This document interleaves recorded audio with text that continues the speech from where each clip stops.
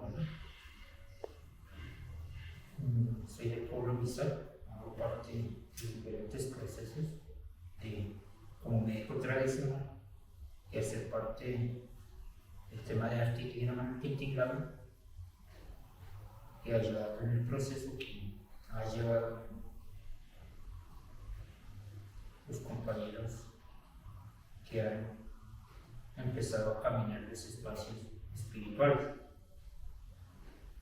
Y entre esos grandes procesos que hay en el departamento del Cauca y Colombia y a nivel internacional, queremos mostrar cómo la espiritualidad hace parte de nuestras culturas y de otras culturas, como una reivindicación del pasado que ha sido intentado ser borrado, pero todavía los pueblos hemos seguido a través de diferentes procesos.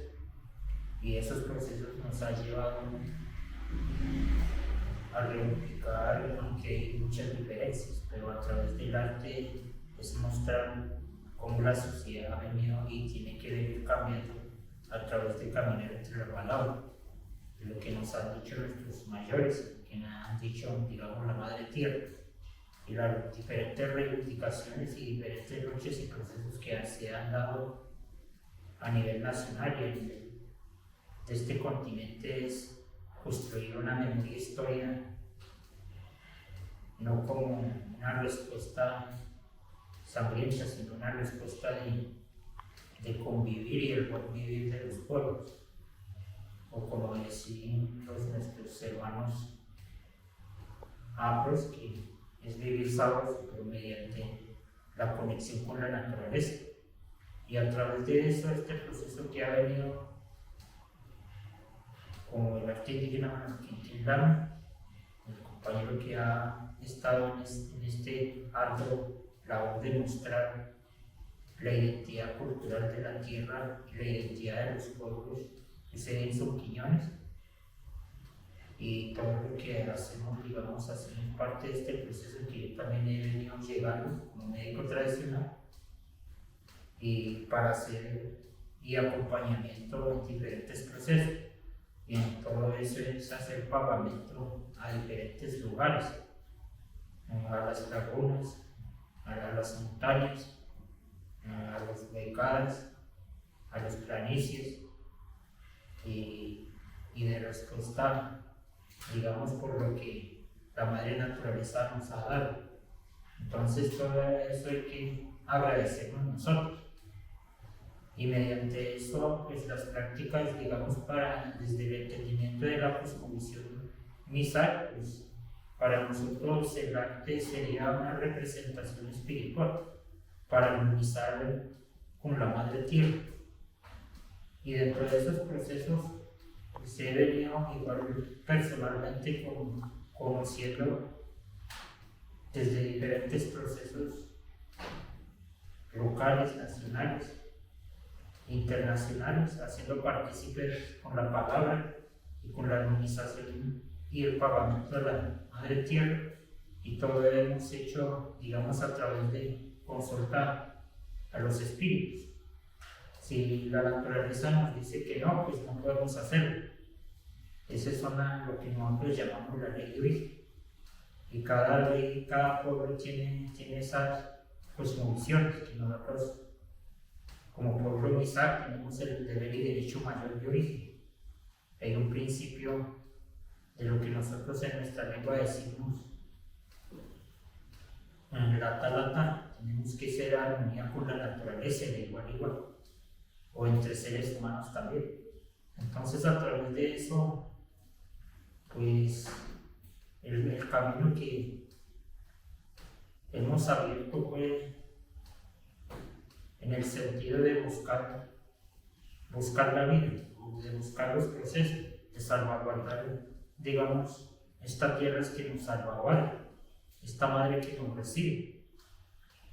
Y nosotros no somos capaces de agradecer a la madre tierra, a veces no lo reconocemos. Entonces, a través del arte es como aprender a reconocer la tierra, aprender a reconocer de lo que somos y aprender a reconocer de la historia de diferentes pueblos y aprender a mirar desde una perspectiva que nos podamos entender como un fruto de la cultura y una raíz que tenemos y el tronco que llevamos y los tallos que les vamos a ir dejando a nuestros hijos, las hojas y el árbol que está y lo que han dejado nuestros antepasados es para que brote desde la raíz y el tronco y las hojas y después dar el fruto.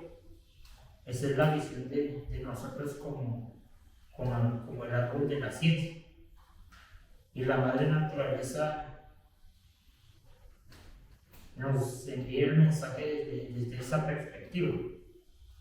En cada pueblo, en cada territorio, hacemos desde consultando a la tierra. Y eso ha venido pues en tema de diferentes partes para organizar la tierra o para recuperar la tierra. Y como pueblo mixteco, pues nuestro mandato mayor de origen es construir con todos los pueblos, no solo los pueblos originarios, sino que diversos pueblos que también vienen de otras nacionalidades y de otras naciones. Y hacer conocer para nosotros el tema de arte, cómo es el tejido. Para nosotros no es artesanía, es el arte viva de la cosmovisión de los pueblos. A veces el occidente nos intenta como poner como un objeto que no tiene como valor, sino que como es artesanía. Para nosotros, todo lo que hacemos en nuestro territorio, el tejido, la mochila, el sombrero propio, o todo lo que nosotros tenemos como la identidad, hace parte, digamos, de la tierra. No es un arte comercial, sino que es un arte espiritual. Y para nosotros es explicar a través de ese pensamiento que nuestros antepasados lo han hecho y nuestros antepasados lo han dejado escrito en diferentes piedras, para que las otras generaciones vayamos reconociendo. Y es igual, y he entendido de esa forma, como el arte indígena Manorquintitlán, es mostrar nuestro cuerpo, es mostrar la vida, es mostrar la lucha de nuestros mayores y la lucha que han tenido como el mayor Manorquintitlán, y junto con el José Gonzalo Sánchez, que es del pueblo de Tuturú. Y Manorquintitlán nos muestra cómo a través de sus broches, a través de su resistencia, a través de su terquedad, ha resistido, digamos, a la humillación dentro de un estado que era muy opresor, pero nunca dejó de luchar, sino que su historia quedó para nuevas generaciones, porque así hablan nuestros mayores, así hablan los que conocieron a Manorquintitlán. En caso del pueblo mixteco, que cuando estaba ya a punto de hacer su viaje espiritual, se fueron a visitar. Y algunos mayores que llegaron la noticia del departamento de Huila, de Tolima y de Huila, ya trajeron un mensaje que el mayor había fallecido. Entonces los mixtecos hacen un viaje a pie hasta Tolima y acompañan al mayor en su entierro. Y todo eso nos ha dejado como una historia, como el pensar, como nuestros mayores, como nuestros antepasados tenían una conexión de la vida y acompañar en su muerte y acompañar en su lecho ya para hacer su viaje espiritual. Y todo ese proceso de resistencia, todo ese proceso de terranería, como fueron los cortados, como fueron los muebles, como fueron los tomés, los troches, algunos terrajeros que se resistieron como muchos resistimos en los años 70. La terrajería fue hasta el año 71. En el año 69, en el 65, en los años 40, muy más duro, en esas épocas de del conflicto social que tenía en Colombia. Pero el departamento del Cauca ha caracterizado, digamos, la mayor parte de su caracterización fue la resistencia cultural y la resistencia armada también, como la violencia. Pero la mayor parte, como gran ejemplo que se da el departamento del Cauca, es la resistencia cultural y la resistencia y la reivindicación de la memoria y la tierra, de recuperar la tierra para recuperarlo todo, en caso del pueblo Misak. Y el caso del pueblo Nasa, pues la lucha ha mantenido igual. Nuestros antepasados sabrán que nuestros hermanos Nazas habían luchado 200 años con los españoles, y a través de esa sangre guerrera nos ha mostrado que el departamento del Cauca no es un lugar violento, sino que nos ha hecho la violencia del sistema, y digamos el sistema de la oligarquía de algunos pocos. Y a través de eso, en las décadas de 1912 o por ahí en décadas, cuando entra en 1889, los mayores hablan en 1888 y 1889, cuando llegan los trenes en el departamento del Cauca, el tren que empieza el ferrocarril. Y en esos tiempos empieza a llegar en los territorios. Antes nuestros pueblos mantenían haciendo como un proceso de límite o marcando los puntos de tierra, solo era con chapas o hacer huecos grandes para dejar linderos. Pero en esos tiempos ya los terratenientes del Cauca se dieron cuenta que en muchas partes se iban consiguiendo unos alambres que en la época, hoy en día y en la actualidad, pues muchas haciendas, muchos pedazos de tierra o muchos campesinos utilizamos el alambre.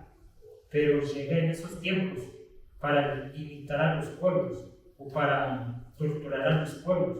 Antes mantenían como en el entrenamiento los alambres que habían salido. Y lo que llega, el primer alambre que llega, creo que llegaron en Argentina, en más grandes haciendas, digamos, que se construyeron. Y después de eso pasó la mayor parte en Colombia, comprando los terratenientes para parcelación de las tierras y quitar a los pueblos indígenas las tierras que nosotros ocupábamos, y con las chapas que nosotros teníamos, o con las piedras que habíamos hecho unas murallas para decir que estas son nuestras tierras. Pero con el alambre hicieron grandes haciendas en el departamento del Cauca, como el Guillermo León Valencia, que cuentan nuestros antepasados, nuestros mayores, nuestros abuelos, que ellos habían comprado y ellos habían quitado diferentes pueblos y habían ya, como a ellos no servía, digamos, las chapas,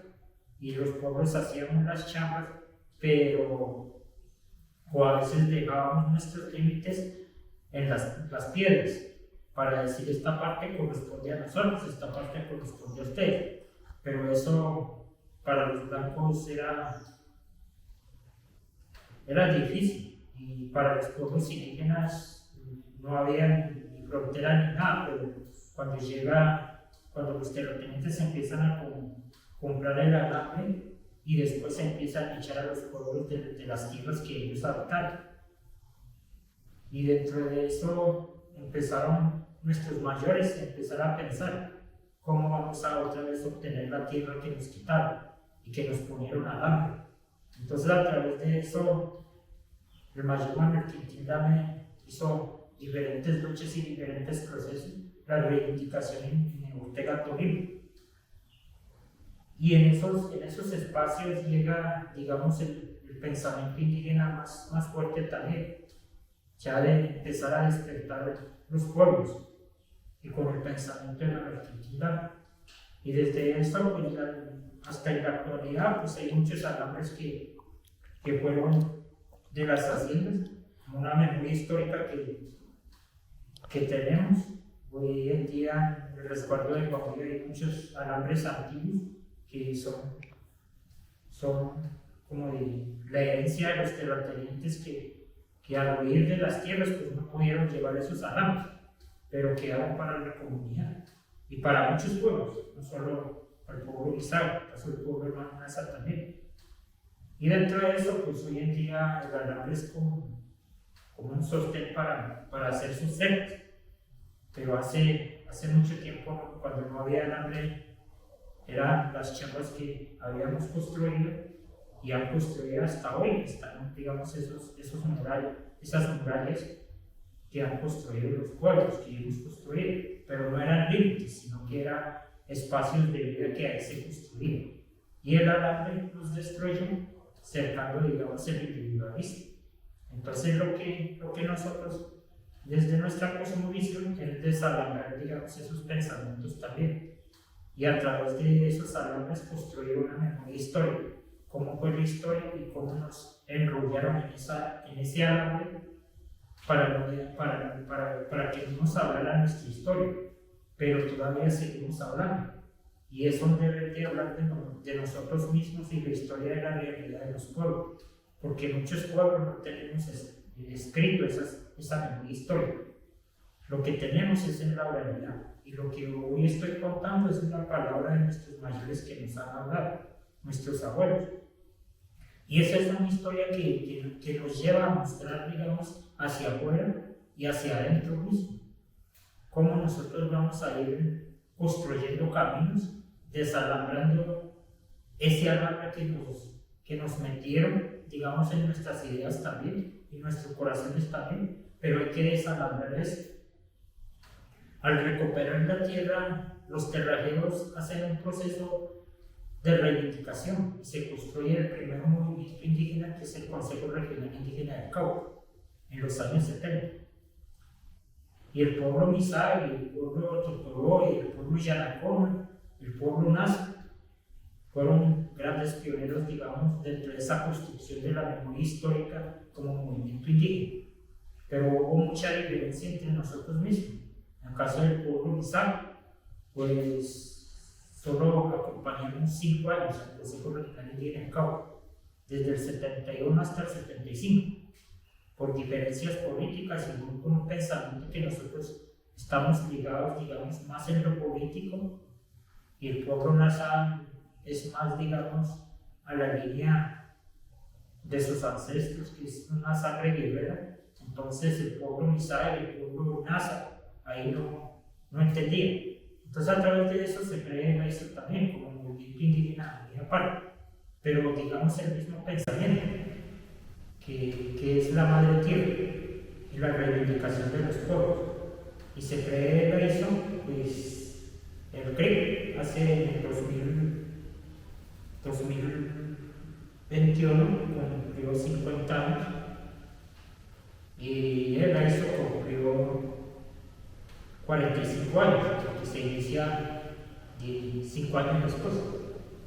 Y todo ese proceso en el departamento del Cauca, no solo el proceso que se lleva, digamos, el movimiento indígena, sino que gracias al movimiento campesino que se inicia el movimiento indígena en el año 65, cuando había una pelea entre liberales y conservadores. El departamento del Cauca ha sido a veces liberal, a veces muy conservador.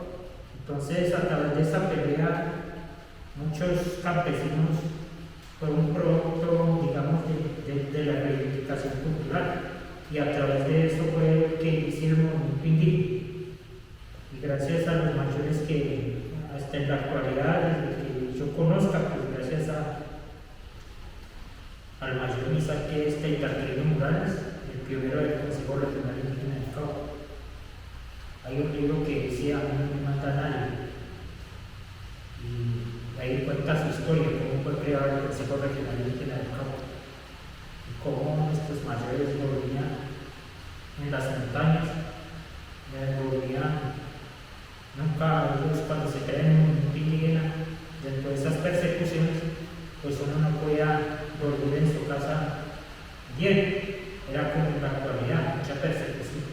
Entonces, a través de eso empezaron a desalambrar, digamos, las haciendas, a recuperar las tierras.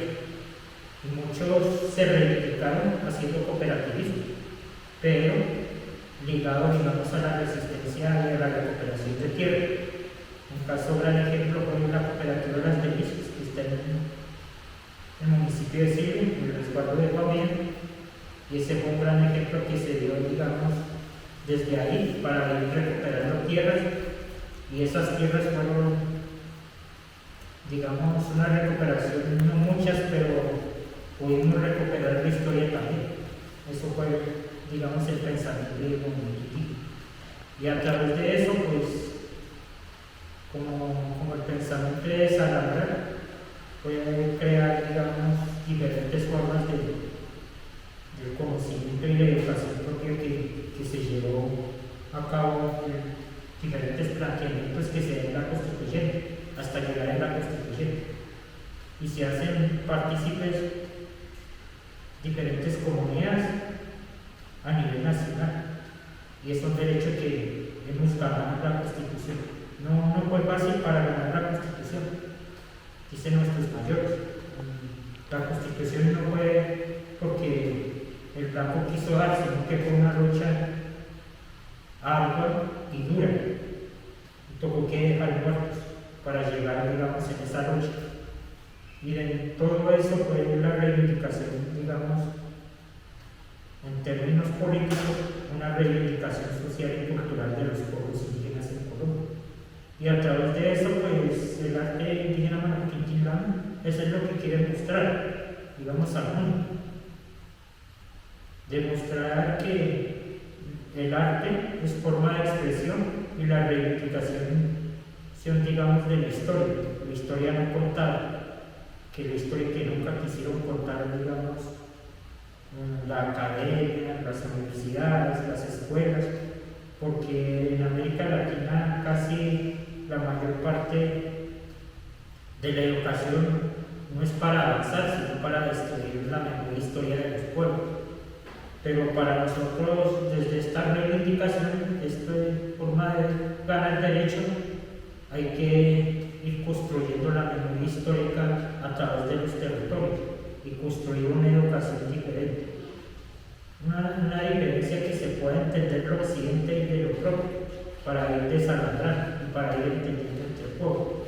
Y el arte indígena Manoquintilán, pues desde el entendimiento, desde la experiencia que voy caminando despacio, es lo que desde mi forma de sentir, desde mi forma espiritual, es entender desde la mente de la naturaleza y del ser humano, para no tener unas discusiones entre nosotros mismos y seguir aprendiendo y seguir conociendo y construyendo una nueva generación que podamos entender a través del arte, a través de la expresión, a través del entendimiento, a través de la espiritualidad, a través de cambiar la baja de copa y de cambiar la palabra y cambiar la medicina de diferentes pueblos. Para nosotros es importante de cada cultura y cada pueblo que podamos hacer una reflexión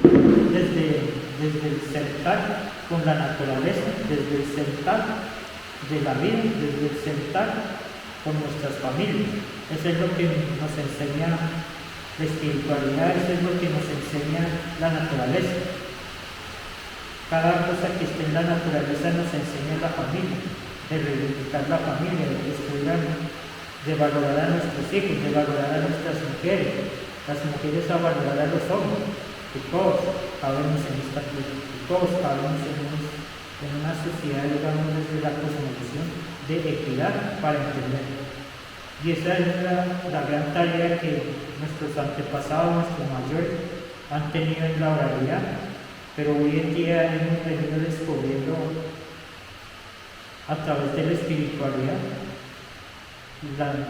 la mayor parte de la historia que han dejado en las piedras también, porque para nosotros toda la tierra que tiene un espíritu, y todo lo que hay dentro de ese espíritu hay un entendimiento, pero para llegar a eso tenemos que ofrendarlo, tenemos que hacer pagamento, tenemos que refrescarnos nuestro cuerpo para entender con la naturaleza. si nosotros no ofrendamos a la naturaleza, si nosotros no hacemos pagamento, entonces ellos también nos castigan.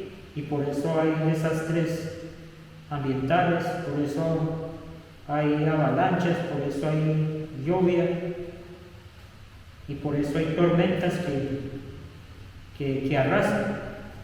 Pero nosotros hemos preguntado por qué, porque el ser humano que habita en esas tierras no han hecho pagamento, no han dado las gracias a la tierra, no han dado gracias a la lluvia, no han dado gracias al viento, no han dado gracias al sol, no han dado gracias a la noche y al día. Entonces todo eso, pues si nosotros no damos gracias, pues nos castiga. Eso es lo que nosotros vemos a través de la espiritualidad. Por eso, para nosotros, para el pueblo Mizar, para el pueblo Nasa, para todos los pueblos, pues nosotros lo que hacemos es ofrendar a la naturaleza de lo que nosotros consumimos o de lo que nosotros hacemos. Primero hacemos pagamento, primero damos gracias al viento, al sol, a la lluvia, a la noche y al día, porque son dualidades. Porque si hay un día, hay una noche y hay un nuevo amanecer. Y amanecer el tiempo es amanecer de generación en generación, para ver la construcción, digamos, la memoria historia que nos ha tenido como una historia viva nuestra madre naturaleza o nuestro lenguaje natural. Y todo eso ha venido como pueblo Mizar que hago parte, pues son para nosotros es una tarea larga para los médicos tradicionales. Y una tarea larga es uno se va para el páramo, uno se va a coger plantas, hay que ir con mucho respeto. Y para nosotros cuando muere una persona o nuestras mamitas tienen un periodo, está prohibido salir de la casa, porque los espíritus se enojan. Entonces, igual el hombre también no puede salir. Entonces, esas son formas de la ley de origen que nosotros siempre hemos mantenido en nuestra cultura.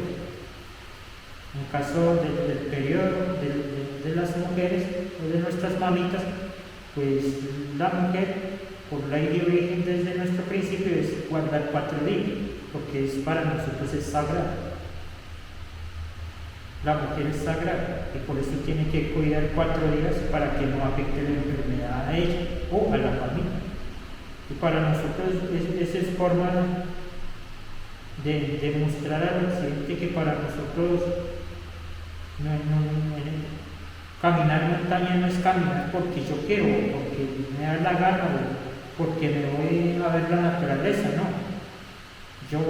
Cuando nosotros vamos es conectar con la naturaleza y hablar con la naturaleza, pedir perdón a la naturaleza, no como turista.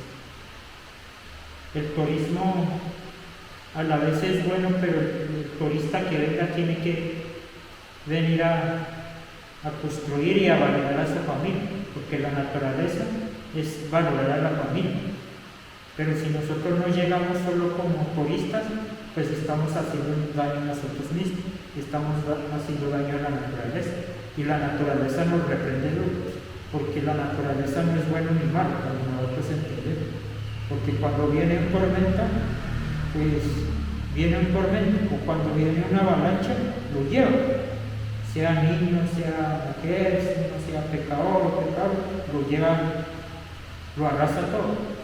Por eso nosotros decimos para tener armonía con la naturaleza, hay que aprender a ofrendarnos, hay que aprender a pedir permiso a la montaña, hay que pedir permiso al río para pasar, hay que pedir permiso antes de tomar un árbol para que dé otros brotes.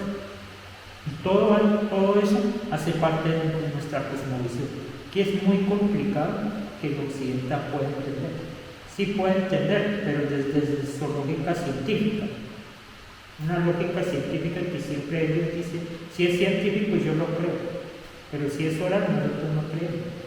Pero nosotros lo que más practicamos es la espiritualidad y lo que ha venido en generación de nuestros antepasados.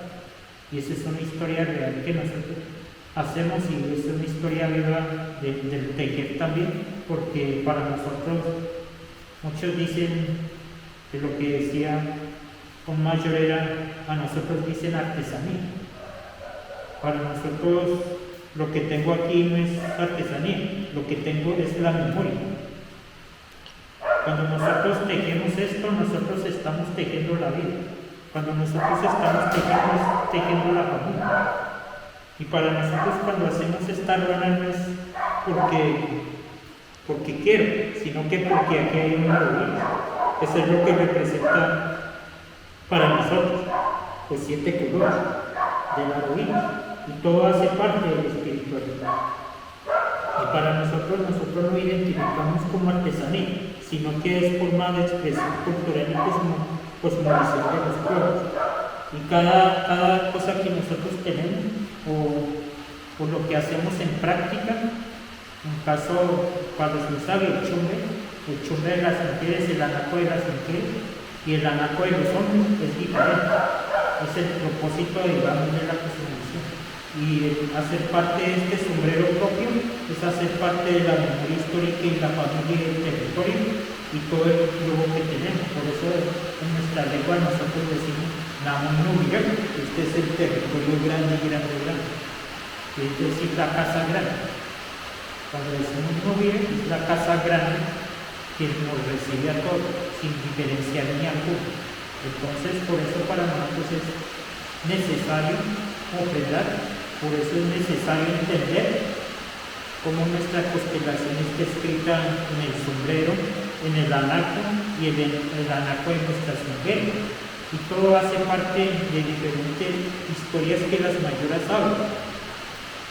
Muchos tienen para echar remedio, muchos tienen para tener sus cosas, y cada cosa tiene su hogar. En caso fue hecho para echar medicina, yo no puedo echar otra cosa o otro que no sea medicina. Otro es para la agricultura, que ya son más grandes. Y otros son los que se hacen es para llevar cosas, para comprar remesa o para llevar sus enseres, digamos, para que sirven la casa. El otro, las otras son para dejar en la casa, es como un cajón, y para nosotros lo guardamos en eso. Y cuando guardamos es la memoria que guardamos, por eso para nosotros es necesario la oralidad y la expresión de un territorio, porque es la expresión de la vida y es la expresión de la naturaleza. Y cómo hay que hacer puntadas, todo eso tiene forma.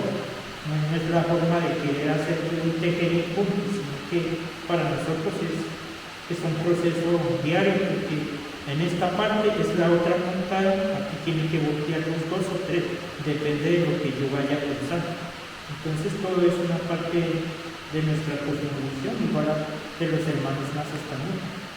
Y esa es la parte, digamos, como médico tradicional, he venido acompañando el latín y es un proceso bonito que hace parte de diferentes conjuntos, por unas se publican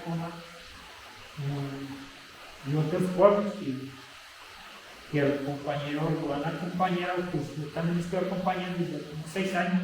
Es un proceso, y estos procesos son de largo espacio y muy complejo para entender desde hacer pagamento.